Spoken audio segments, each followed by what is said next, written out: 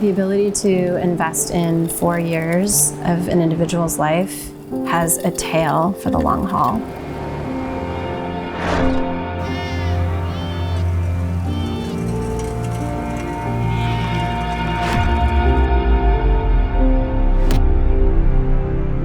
When I saw that the mission statement for Whitworth was to equip students to honor God and follow Christ and serve humanity, it sung to me. Because those were the questions that I wanted to enter college with. I've not abandoned them so that I can go get my college degree. As soon as I graduated Whitworth, I moved to Nashville to start Bloodwater Mission, a nonprofit organization with Jars of Clay. Together, we spent 10 years building an organization that was focused on supporting water issues in sub-Saharan Africa. I had been working in East and Southern Africa for about 8 years, addressing water and sanitation and hygiene in the Marsabit Desert.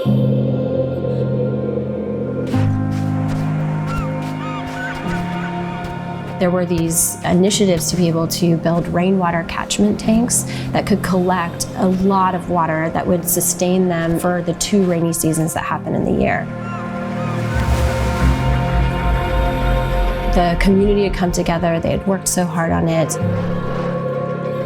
And when we came back to celebrate, there were a whole line of individuals who were standing with camels, waiting to drink from this dribble of a trough that was supposed to be this big borehole of water. When I turned the spigot of the tank, and the only thing that came out was hot air, I could feel the disappointment. So many people had worked so hard for years on a project that looked like an utter failure. I'm not a rainmaker. It was the same year of the Marsabit drought. We had a volunteer who took a bus to Tanzania to go visit friends before heading back to the United States. And she was killed in the bus accident.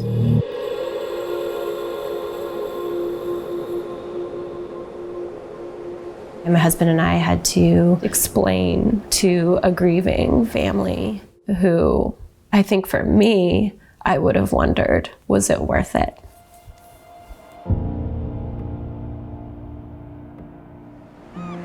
So the season of the Marsabit drought, the loss of Brooke, was just proving to continue to be so challenging.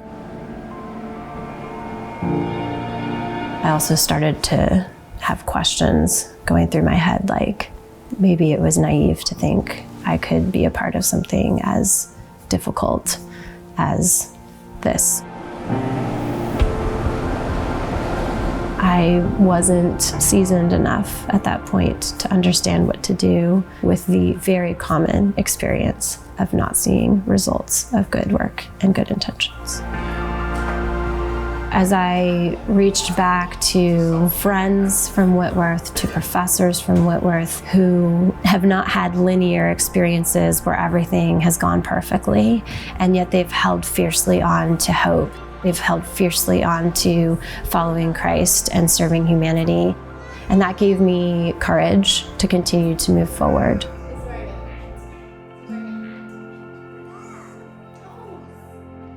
It was a goal to provide 1,000 communities in Africa with access to safe water, sanitation, and hygiene. We were able to complete that. There are now more than 1 million people in sub-Saharan Africa who have access to safe water. I also wrote a book to be able to capture the lessons and the stories of our journey with Bloodwater.